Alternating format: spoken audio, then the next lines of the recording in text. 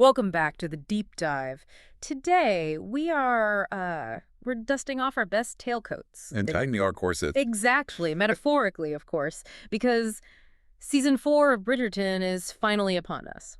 And look, I know the drill. We tune in for the romance, the incredible costumes, the string quartet covers of Billie Eilish. Yeah, the sheer spectacle of it all. I mean, it is the ultimate comfort watch. It's vibrant, it's dramatic, and it's just really beautiful to look at. It really is, but here's the thing. If you are only watching for the longing stares across the ballroom, you might actually be missing the invisible architecture that holds the whole show together. Because this season, specifically with the focus on Benedict and Sophie, the stakes feel different. It's not just about who loves whom. It's about a pretty brutal set of social codes that are hidden right inside the vocabulary they use. That's exactly right. Yeah. To truly understand the tension in this new season, you have to understand the labels society is slapping onto these characters. Yeah. These aren't just quaint, old-timey words thrown in for flavor. They are social cages. Wow. Cages. Yeah, they dictate where you can go, who you can speak to, and ultimately whether you survive in this world or get eaten alive. And usually we let these words just wash over us, like we hear rake or ton, and we kind of get the gist. We think we do. Right. But today, our mission is to stop and actually decode the Regency-era slang that really defines season 4. We've pulled together a stack of notes, a guide to the season's most scandalous slang, historical guides, linguistic breakdowns. The whole works. Yeah. We are going to analyze the season's most loaded terms. We're covering everything from the class dynamics of a word like ward to the very specific and honestly quite surprising euphemisms for intimacy. We're going to break down terms like ward, rake, ton, and pinnacle to reveal what they actually signal about status and reputation. Because in the Bridgerton universe, a single word can ruin you or make you. Absolutely. So let's dive right into the deep end with the central couple of season 4, Benedict and Sophie. Their entire dynamic is defined by two opposing labels. We have to start with Sophie, who is introduced right out of the gate as a ward. Now, ward is one of those words that modern audiences hear, and we kind of glaze over it. It sounds clinical. It does. You think of a hospital wing, maybe? Or a very formal legal document like, I am a ward of the state. Exactly. It sounds protective. On paper, being a ward means you are an orphan who has been legally placed under the protection of a guardian. It implies safety. It implies this sort of, I am responsible for you, I will ensure your well-being kind of dynamic. That is the theory, yes. Yeah. But the historical reality, and specifically Sophie's reality in this season, is much darker. Tell me about that. Well, in the Regency context, being a ward was often a state of extreme vulnerability. You are technically a part of a family, but if you don't have your own fortune or a legitimate blood claim to the inheritance, You're stuck. you have no real agency. You are entirely at the mercy of your guardian's goodwill. And that's the crucial friction for Sophie here. The source material highlights that she is the Earl of Penworth's ward, but everyone knows the open secret. That she is his illegitimate daughter. Right, the not-so-secret love child. So she has the blood of the aristocracy, but legally, she's a ghost. She's a non-person. And this is where the term ward becomes a trap. Usually, a high-born ward would be treated effectively as a child of the house. So they'd be educated alongside the legitimate children. Exactly. Clothed in the same silks, prepared for the marriage market.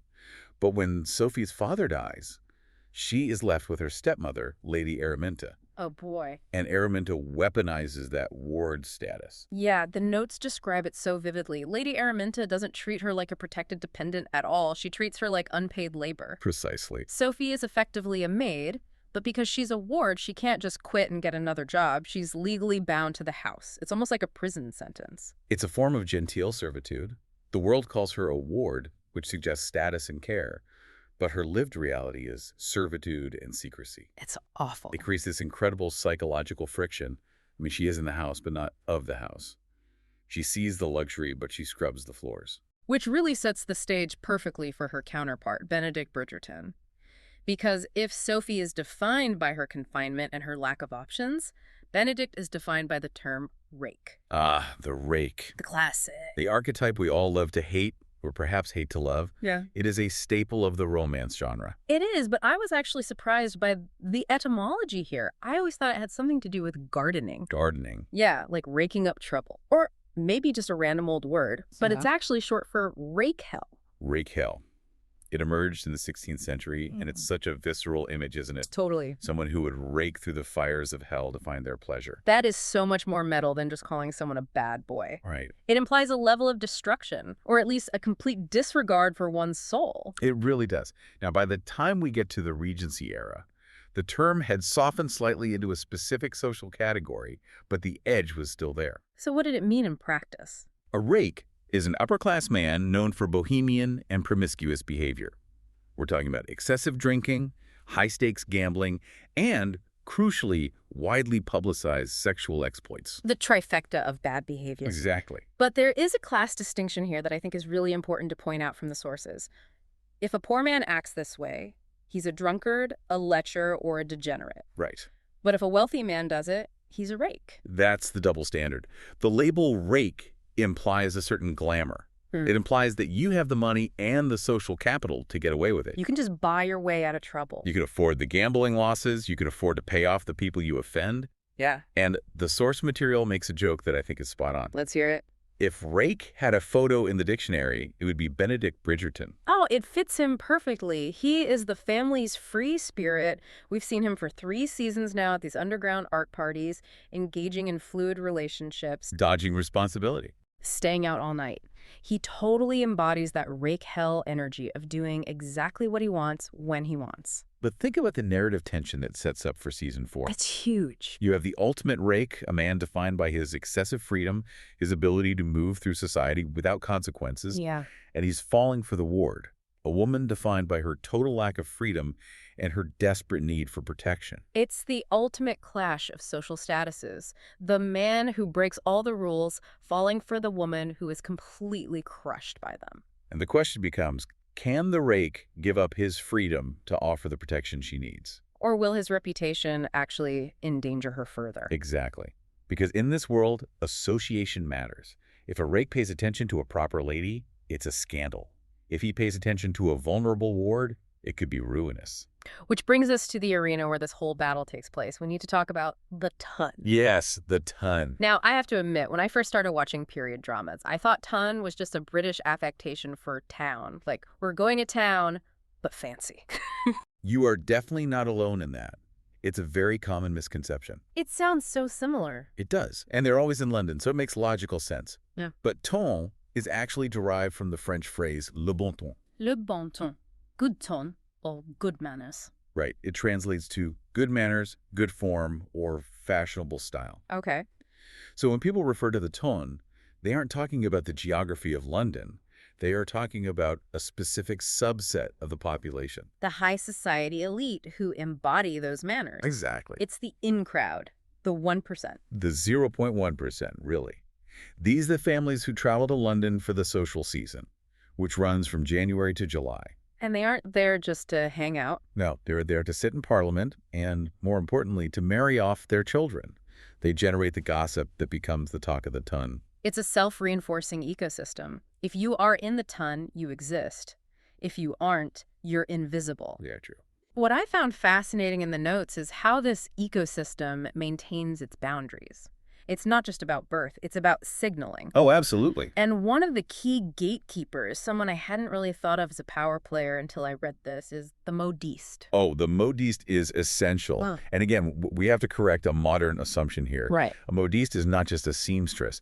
You don't go to the modiste just to get a hem fixed or a button sewn on. See, it sounds fancy, so I assumed it was just a fancy word for tailor. It's much more than that. A modiste was part designer, part stylist, and part society insider. A triple threat. Their job was to curate dresses, hats, and accessories, but they had to do it with a very keen eye on the trends coming in from France.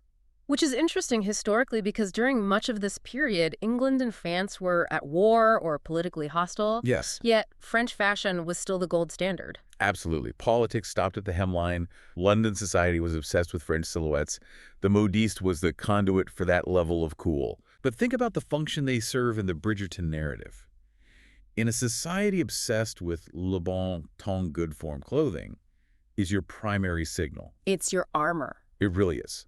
The modiste helps clients signal their place within the hierarchy. So it's about status, not just fabric. Yes.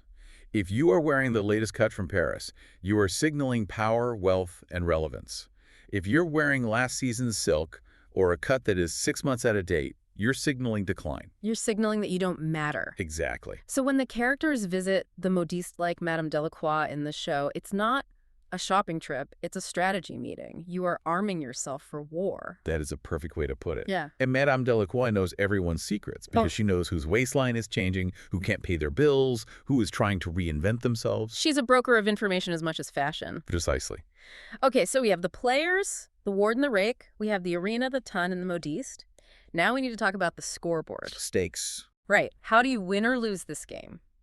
The sources highlight 2 terms that represent the extremes of failure for women: on the shelf and ruined.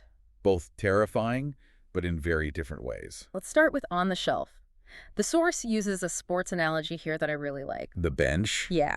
If the social season is the game, being on the shelf is like riding the bench. It's the sideline, but it's a permanent sideline. Tell us what it actually means specifically for these women. Is it just being single? It's more specific than that. The phrase appeared in the early 19th century, and it basically means a woman has no real prospects for marriage. Okay. But the guide points out that it was often used as a snarkier alternative to simply calling someone a spinster. Interesting, because spinster is a legal status, right? Yes, whereas on the shelf is a social judgment. Spinster sounds sad, but on the shelf sounds like you're a product that nobody bought. It's incredibly commodifying. It is. You were displayed in the shop window, the ballroom, season after season, and nobody took you home. So society mentally moves you to the back storage. You cease to be a participant in the market. Brutal. But what's interesting in season 4 is how Eloise Bridgerton interacts with this term. We see her using it about herself, and she doesn't seem sad about it. Not at all. She almost wears it like a badge of honor. She openly declares herself on the shelf to Penelope. That is a fascinating reclamation of the term. For Eloise, this seems to be a choice. Right. She uses the phrase to announce that she is stepping away from the marriage mart. She intends to remain single. So she's taking a derogatory label and turning it into a status of independence. I'm on the shelf because I choose not to be bought. Exactly. It frames the shelf as a place of safety rather than failure. She's opting out of the game entirely. But then we have the term for the women who played the game and lost everything, the term ruined. The tone really shifts here. It does. On the shelf is snarky. Ruined is catastrophic. It is the nuclear option of Regency slang. Define it for us. Ruined is the label given to women whose virtue was considered compromised. In this specific context, we are almost always talking about premarital sex, or even just the appearance of impropriety. And we're not just talking about a bad reputation or some nasty gossip. The consequences described here are severe. It's social death. A ruined woman was a social pariah. She would be excluded from the ton entirely. No invitations. No marriages, often no contact with former friends. But what's so insidious about this label, and why it raises the stakes for the Benedict and Sophie romance so high, is that it is contagious. Contagious? How so? Even being associated with a ruined woman could damage another person's reputation. If you are seen with her, your stock goes down. So that's why families would cut off daughters or sisters who were ruined? Yes. It wasn't just anger, it was economic self-preservation. Because if you have 3 other daughters to marry off, you cannot afford to have a ruined sibling tainting their prospects. Precisely. It establishes the incredibly high stakes of the romance plot. That puts the Benedict and Sophie dynamic into such sharp relief. We talked about him being a rake. He can sleep with whoever he wants and society just shrugs. Maybe even winks. Right. But if Sophie steps out of line, she's not just a ward anymore, she's ruined. The cliff edge is right there for her. Benedict can dangle his feet over the edge, but Sophie is standing on a crumbling ledge. That is the fundamental inequality of the era. The risks are entirely lopsided. Without a doubt. Speaking of risks and the rewards, we have one final term to unpack, and this one is a bit steamy. The pinnacle. Yes. We can't discuss Bridgerton without discussing the intimacy. It's part of the show's DNA. It really is. The source material calls pinnacle a euphemism, but it's pretty specific. Now, in modern English, pinnacle just means the highest point of achievement, like I've reached the pinnacle of my career. Right. But in the Regency era, and in the show specifically when Francesca asks Penelope about it, pinnacle refers to the peak of female sexual pleasure. The climax. The climax. But here's where it gets really interesting. And this is a historical fact from the deep dive that I think surprises a lot of people. I was definitely surprised. In the modern world, we assume that historically, Female pleasure was ignored or treated as non-existent. Totally. But in the Regency era, there was still a lingering medical belief dating back to Galen in ancient Greece that the pinnacle was actually necessary for conception to occur. Wait, really? So they thought if the woman didn't finish, she couldn't get pregnant? Exactly. It was the two-seed theory. It was a widely held medical view that both parties had to reach the pinnacle to create life. Wow. If there was no pleasure for the woman, there would be no baby. So strangely enough, the pursuit of female pleasure wasn't just recreational. It was seen as a biological necessity for producing an heir. Yes. That puts a whole different spin on the duty of producing an heir. It almost makes the Regency era more progressive in the bedroom than the Victorian era that followed. Where that idea was totally suppressed. It really does. Yeah. And while we use much more explicit terms today, the source notes the pursuit of the pinnacle is a timeless theme in the show. It's about women discovering their own agency and pleasure in a world that tries to control their bodies. It's the one area where they are encouraged to lose control, supposedly for the good of the family line. It's wild to think about Francesca asking about this in season 4. It shows that beneath the stiff manners of the ton, beneath the corsets and the good form, there's this desperate need to understand how things actually work. And that's what slang does, right? It gives people a way to talk about the things they aren't supposed to talk about. Whether it's sex, status, or failure, it creates a secret map of the world. So let's look at the map we've drawn here.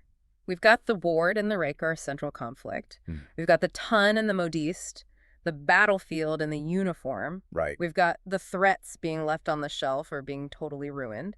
And we've got the hidden goal, the pinnacle. It really covers the entire human experience of the era, doesn't it? From the clothes on your back to the most intimate moments in the dark. It does. It's not just vocabulary, it's a plot outline. And, if we step back and look at this list as a whole, something really stands out to me. A final thought to leave you with. What's that? Look at the gender dynamics buried in the words themselves. We tend to view these slang terms as just old-fashioned descriptions, quirky words from the past. Right. But look closer. Ward, ruined, on the shelf, even pinnacle in its medical context of conception. These are all terms that define a woman's value solely by her relationship to men or marriage. You're right.